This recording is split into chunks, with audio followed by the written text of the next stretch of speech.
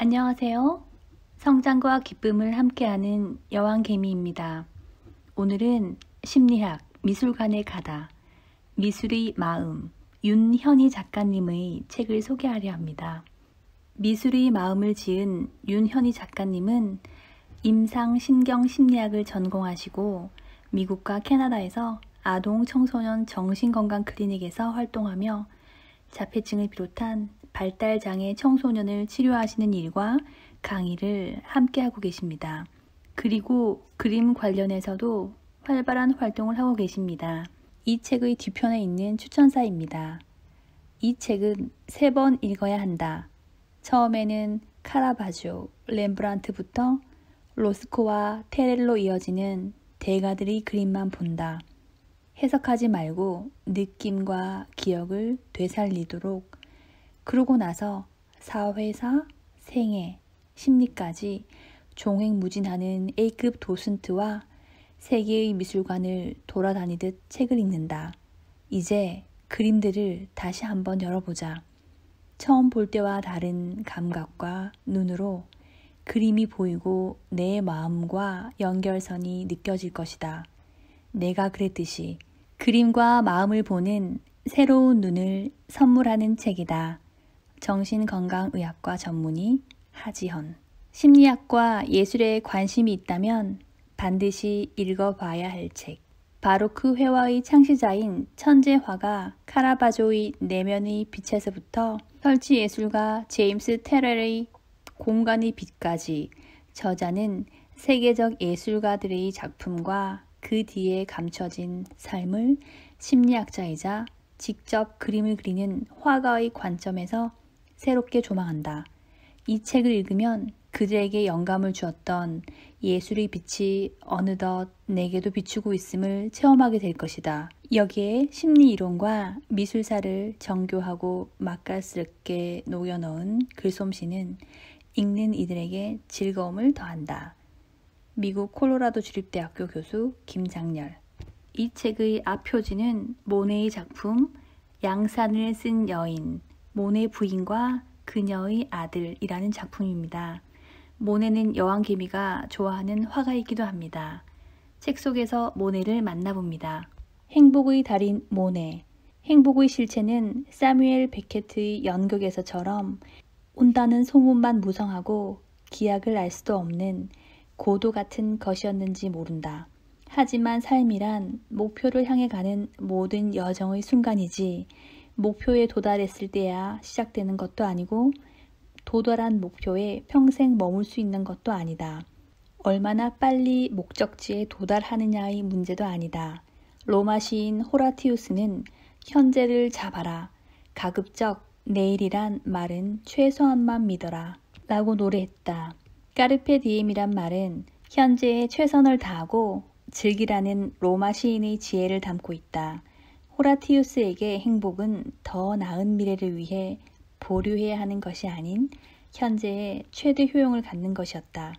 우리가 가진 또 하나의 통찰은 현재 누리는 부귀와 영화 혹은 고통과 좌절조차도 언젠가는 사라지고 만다는 메멘토 모리이다. 죽음 앞에선 모두가 평등하다는 진실을 상기할 때 나는 호라티우스의 식구를 떠올린다. 행복 연구의 대가인 심리학자 에더 디너는 행복은 긍정적 기분을 느끼는 강도가 아니라 빈도라고 말한다. 행복의 기준은 사람마다 다르고 무엇에 가치를 두느냐, 어떻게 정의하느냐의 문제이기도 하다. 그래서 디너는 주관적 행복감이라는 선명한 단어로 행복을 정의한다. 인간의 궁극적인 목적은 행복해지는 것이다. 물질적인 부는 행복을 위한 필요 조건이 될 수 있지만 충분 조건은 아니다. 우리가 아는 숱한 화가들 중에는 상상할 수 있는 세상의 시련을 몇 가지쯤 겪었던 화가들이 많지만 모네야말로 심리적인 부자, 행복의 달인이 아니었을까 생각한다. 비록 젊은 날 경제적 고통을 겪었고 사랑하는 아내를 먼저 떠나보내는 아픔도 겪었지만 그는 일평생 좋아하는 일에 매진했다. 곤궁에 처했을 때도 그를 지지하고 후원을 멈추지 않는 동료들이 있었다. 그들과 함께 새로운 예술을 세상에 선보여 세계인에게 사랑받는 화가, 빛이 된 그 이름 모네야말로 행복의 상징 아닐까? 나는 우주가 내 앞에 펼쳐 보이는 광경을 직접 관찰하고 붓이 그것을 증언하도록 했을 뿐이다 라며 모네는 자신의 작업에 대해 겸손하게 말했다. 지금 여기 내 앞에 펼쳐지는 우주의 광경을 그림에 담는 매 순간 모네는 행복했을 것이다. 세상에서 가장 광대한 작업실을 가진 화가 문 밖을 나서 산책길에 오르면 세상은 아름다운 것으로 가득하다. 포르투갈 시인 페소아의 시구를 떠올린다. 때로는 바람이 지나가는 것을 듣는다. 그리고 생각한다. 바람이 지나가는 걸 듣는 것만으로도 태어난 가치가 있구나. 바람이 지나가는 소리를 듣고도 생의 감각이 일깨워지고 행복을 느꼈던 포르투갈의 시인은 현인이었을 것이다. 영국 소설가이자 철학자인 머독은 나를 둘러싼 마음의 보호막을 걷어내고 내 앞에 존재하는 대상에게 오롯이 마음을 던져놓을 때야말로 자아를 내려놓는 순간이라고 정의한다. 그는 자연과 예술의 공통점은 인간이 자아를 내려놓게 만드는 것이라고 말했다. 사람은 꽃 한 송이의 마음을 빼앗기고 예술 작품 앞에서 자신을 잇는 몰입의 순간을 경험한다. 빛과 색채의 황홀경은 물론 바람 소리까지 들리는 모네의 그림 앞에서는 스스로를 망각하게 된다. 모네의 예술은 자연과의 완벽한 합일이다. 모네는 말했다. 모두들 내 작품을 논하고 이해하는 척한다. 마치 이해해야만 하는 것처럼 단순히 사랑하면 될 것을. 이 순간의 아름다움을 기록하다. 파리에서 출생한 모네는 사업하는 아버지를 따라 5살 무렵 노르망디 항구 도시 르아브로로 이주했고 유년기와 청소년기를 그곳에서 보냈다. 이미 10대에 캐리커처를 그려 용돈을 벌 만큼 대상의 특징을 순간적으로 포착하는 데 뛰어났다. 바다 풍경을 탁월하게 그리던 부댕은 이런 모네의 잠재력을 알아보았고 풍경화를 그리도록 조언하고 가르쳤다. 매일 강과 바다를 바라보면서 자란 소녀는 자연에 대한 남다른 감각을 키워갔다. 대자연의 변화무쌍한 생동감을 담아내기 위해 빠른 붓질로 툭툭 끊어지는 필선을 사용했다. 1859년 19살 모네는 사업가인 부친의 반대를 무릅쓰고 화가가 되기 위해 파리로 향했다. 그러나 주류사회 편입의 지름길인 에콜데 보자르에 입학해 아카데미즘을 답습하기보다는 아카데미 스위스에 다니며 인상파 화가들이 대북격인 피사로, 르누아르, 드가, 시슬레, 바지유, 세잔 등과도 어울렸다. 바티뇰 거리의 카페 게르부아에 모여 회화의 새로운 길을 모색하던 그들은 마네와 보들레르에게서 답을 찾았다. 현대적이며 자본주의적 도시로 빠르게 변모하는 파리의 산책자 폴라네르를 자처하던 둘레르와 인상파의 아버지 마네는 찰나의 미학을 추구해 새로운 신미안을 선보였다. 그것은 곧 인상파의 화두가 되었다. 당시 주류 아카데미를 장악하고 있던 것은 여전히 고전적 관념이었고 살롱전은 여전히 알랭상드르 카바넬의 비너스의 탄생과 같은 신화적 관념을 선호했다. 그러나 혁명의 시대를 관통한 그들은 고전적 서사와 신화를 답습하기에 너무 젊었다. 혁명 이전 시대와 달라진 시간과 공간 개념을 살아가던 모네에게 보이는 것들의 진실은 직선과 곡선 위에 있지 않았고 형태의 가장자리는 빛을 따라 흔들리거나 바람을 타고 흩어졌다. 모네와 인상주의자들에게 있어 회화의 임무는 벨 에포크의 빛과 대기, 현재에 지각한 순간의 아름다움을 기록하는 일이었다. 청춘 남녀의 옷자락 위에 떨어진 햇살은 시리도록 눈부시고 바람이 잎사귀를 스치는 소리, 새소리와 여인들이 드레스 자락이 스치는 소리마저 들리는 듯하다. 그림은 퐁텐블로 숲속에서 피크닉이 있던 날의 모든 감각을 기록했다. 정치적 혁명과 산업혁명, 자본주의 급격한 전파 속에서 유럽 문화의 중심지로 변모한 19세기 중반 파리는 현대적 면모를 보이고 있었다. 그 한 단면은 급격한 인구의 증가였다. 1851년에서 1881년 사이에 파리 인구는 100만에서 220만 명으로 늘어 폭발적인 증가세를 보였다. 잃어버린 목초지와 안개에 젖은 들판을 그리워했던 파리지앵들은 풍경화를 걸어두고 창밖의 풍경으로 삼으며 숲과 목초지에 대한 갈망을 해소했다. 18세의 아름다운 모델 까미유를 만났을 때 모네는 25세였다. 사랑에 빠진 그들은 3년 후 아들 장을 낳고 결혼 생활에 돌입했지만 화가의 길을 가는 아들이 못마땅했던 아버지는 그들을 인정하지 않았고 경제적인 지원마저 거부했다. 20대에 심각한 생활고를 겪으며 좌절에 빠진 그는 한때 강물에 뛰어들 만큼 절박하던 시절을 보내기도 한다. 어렵고 고단한 생활 속에서 까미유는 가난한 화가를 옆에서 지지해준 사랑 많은 아내이자 뮤즈였다. 이 시절 모네가 그린 아들과 아름다운 아내의 모습은 그 사랑의 크기이다. 햇살이 비친 구름과 파르스름한 빛에 감싸인 여인, 그녀의 드레스를 휘감은 바람이 들꽃 위로 흩어지는 양산을 쓴 여인과 양귀비 들판은 우리에게 가장 잘 알려져 있는 작품들로 모네의 스타일을 대표한다. 두 그림 모두 사랑하던 아내와 아들 장이 함께 있는 산책길이다. 여느 아방가르드 화가가 그러하듯 모네와 까미유도 자포니즘에 심취했다. 모네는 까미유가 죽기 2해 전 일본 문화 목판화를 흉내낸 기모노를 입은 까미유를 제작했다. 강렬한 붉은 기모노를 입은 까미유는 거금에 판매되었다. 덕분에 그들의 생활은 편해졌다. 그러나 원래 몸이 약했던 아내는 둘째 아기를 낳은 후 얻은 합병증 때문에 32세의 나이로 세상을 떠나고 만다. 까미유 임종의 순간, 사랑하는 사람을 보내는 마지막 순간마저도 모네는 그림으로 영원히 기록했다. 인상적이게도 아내가 떠난 후 모네는 더 이상 초상화를 그리지 않았다. 자연의 사물들만 그렸고 사람을 그리더라도 얼굴을 완성하지 않았다. 세월이 지난 후 재혼한 알리스의 장성한 딸 수잔을 모델로 양산을 쓴 여인을 한 번 더 그리지만 이 그림에선 얼굴을 그려넣지 않았다.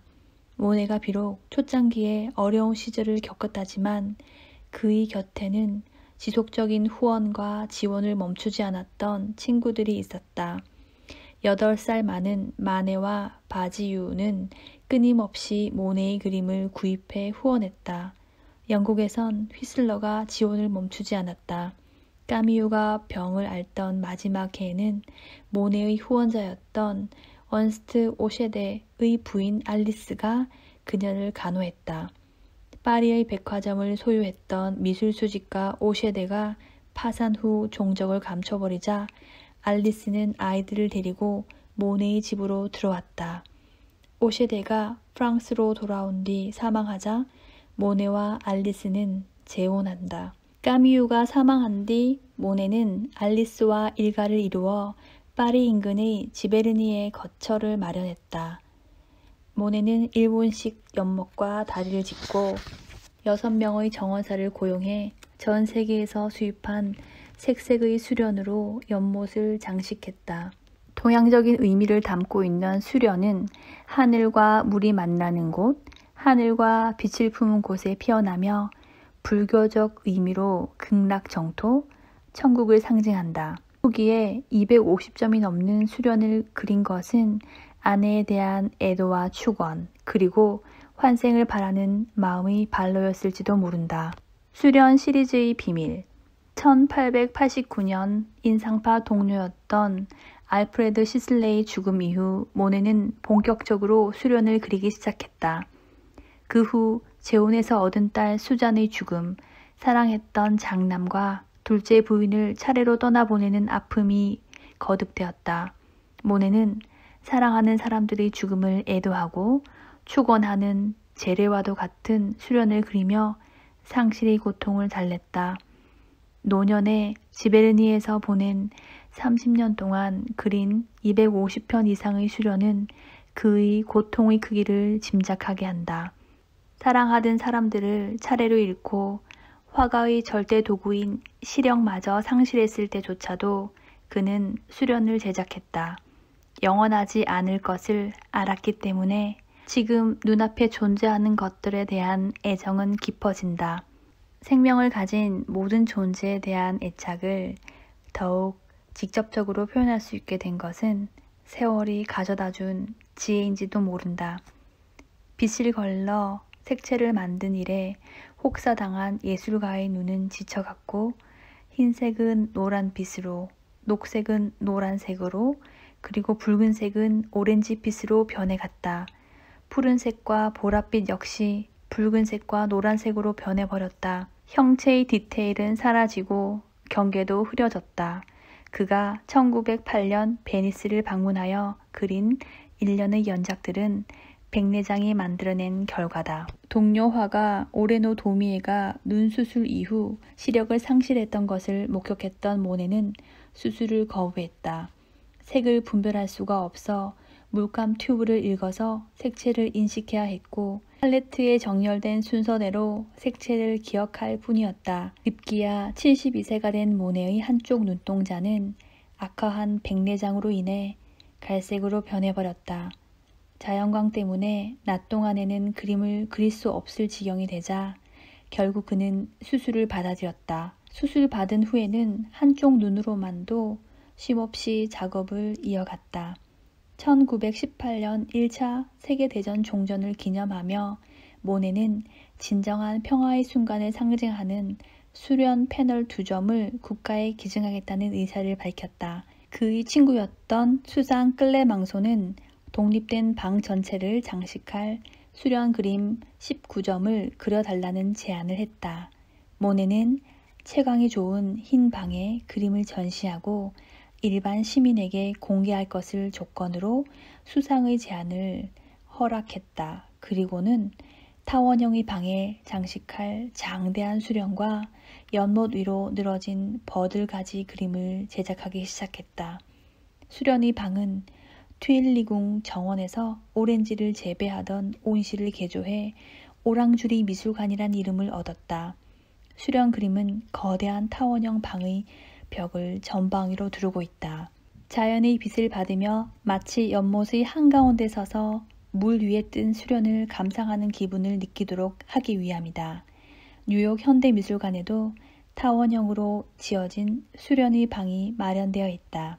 모네의 삶의 여정을 따라가 보면 그림의 주제 전환이 우리의 생애 발달 단계 혹은 발달 과제와 교차하는 것을 발견한다. 젊은 시절에는 사람들 사이의 관계에 열중하다가 중년에 이르러 대자연의 아름다움을 찬양하고 노년이 되면서 꽃피고 환생하는 사소하지만 위대한 것들이 마음을 사로잡는다. 모네의 10대와 20대의 초기 그림에서 도시인들과 자연이 어우러지고 30대에 그린 그림에는 어린 아들과 아내에 대한 무한한 사랑이 넘친다.